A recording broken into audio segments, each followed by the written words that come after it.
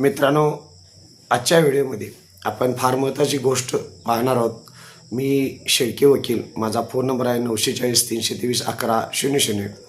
ज्यावेळी मित्रांनो पक्षकार म्हणून तुम्ही कोर्टामध्ये जाताय त्यावेळी कोर्टाच्या नियमांचं सर्व पालन करणं तुम्ही गरजेचं आहे.